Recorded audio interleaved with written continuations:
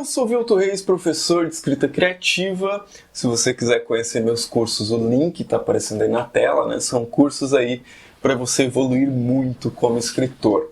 Hoje nós vamos para mais um vídeo da série Arte da Ficção, nessa série baseada no livro homônimo de David Lodge. E hoje nós vamos falar, como vocês viram aí no título do vídeo, sobre escrever comédia. O título no livro, né, desse capítulo 23 está O Romance Cômico. Então esse provavelmente é o capítulo que a gente vai se distanciar, é o vídeo que a gente vai se distanciar mais do capítulo do livro. Por que eu resolvi fazer isso? Porque o David Lodge, nesse livro, ele fala a partir de um contexto muito inglês, assim, muito do romance inglês cômico e tal. E alguns exemplos que ele traz de comicidade, inclusive, não provocam muito riso num brasileiro, sabe? Então, por quê, né? Porque o contexto é diferente, porque a gente aprendeu outros tipos de humor, né? O humor de um inglês é muito diferente do humor brasileiro. E eu, de forma alguma, acho que é mais refinado ou menos refinado. Eu tenho certeza que a gente pode achar no Brasil humores mais refinados do que uma atração inglesa, por exemplo, né?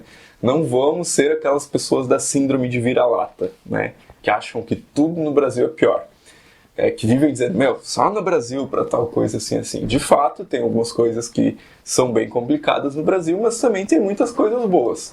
E eu quero adaptar esse tema um pouco mais para falar da literatura de comédia no Brasil. Então, o que é o cômico, né? O que é a comédia na literatura especificamente, né?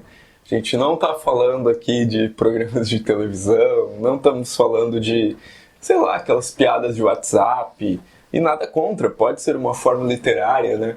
Mas estou falando de humor, assim, numa perspectiva de um conto, de um romance, né? Que não é nem melhor nem pior que a piada de WhatsApp, né? Eu acho que alguém vai me apedrejar por causa disso que eu estou falando aqui agora.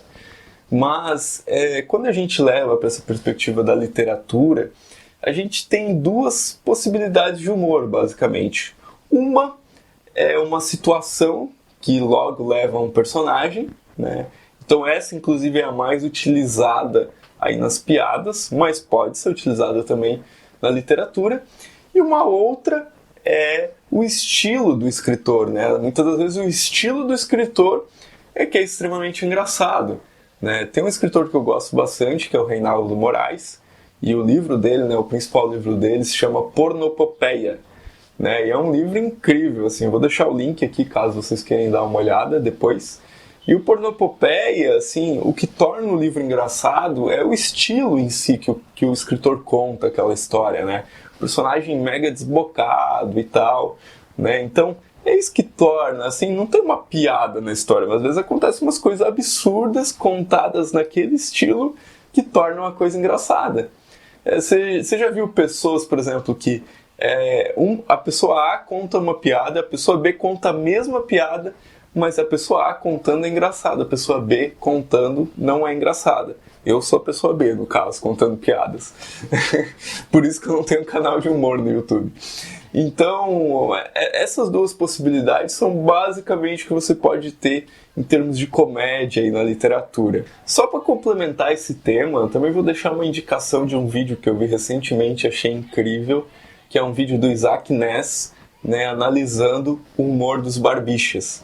Então eu vou deixar o link aqui, ou um cartão no vídeo, ou um link aí embaixo na legenda. Esse vídeo é bem legal, onde ele fala que basicamente a comédia ela acontece a partir do quê? Uma situação que gera identificação com as pessoas e depois a quebra de expectativa daquela situação, né? Uma certa surpresa que acontece ali no final.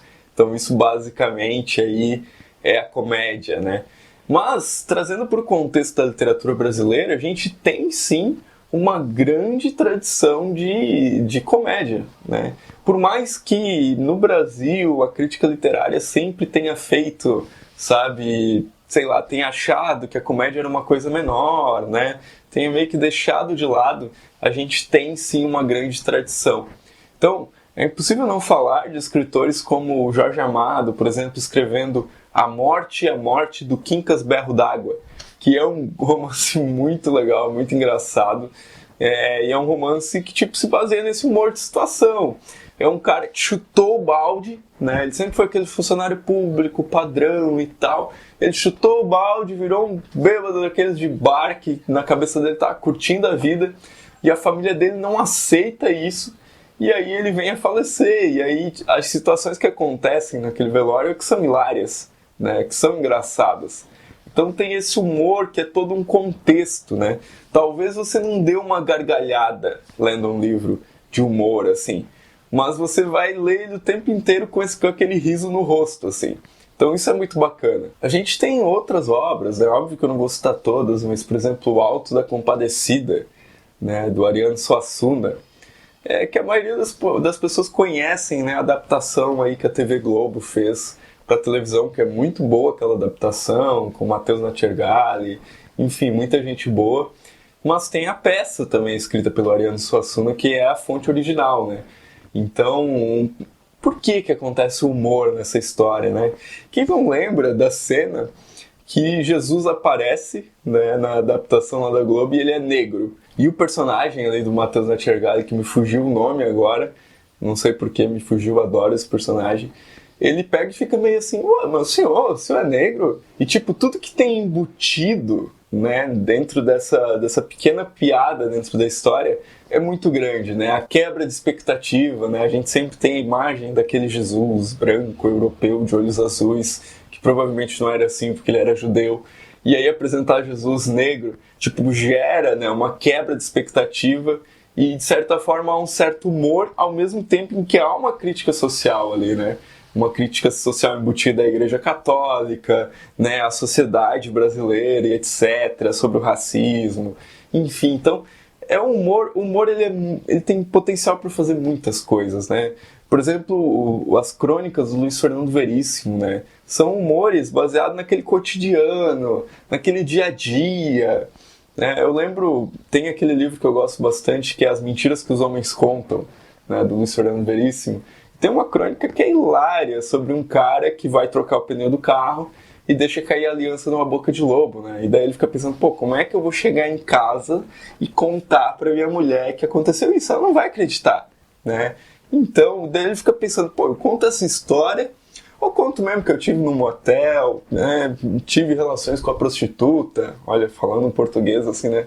Bem pouco brasileiro, né? Tive relações, né, com a prostituta, etc. O que eu faço? O que vai ser mais convincente? A situação toda é um cômico, né? Então, para fechar nessa questão, a gente tem coisas importantes no humor. O contexto, a expectativa e essa quebra de expectativa. Basicamente são essas coisas. Lembrando que num conto ou num romance você pode criar humor a partir do seu estilo ou a partir das situações, né? Então, espero que tenha ficado claro aí. Não é fácil escrever humor, não dá pra ensinar a escrever humor, né? Você pode passar os princípios, mas isso só acontece com a pessoa escrevendo. Tem gente que tem facilidade, tem gente que não tem. Mas, né, isso não é motivo para que você não tente escrever humor e até se torne um bom escritor desse gênero. Então é isso, espero que você tenha gostado desse vídeo de hoje. Se você gostou, dá uma curtida aqui embaixo, inscreve-se no canal aí para não perder nenhum vídeo e me siga também nas redes sociais. Então é isso, até o próximo vídeo.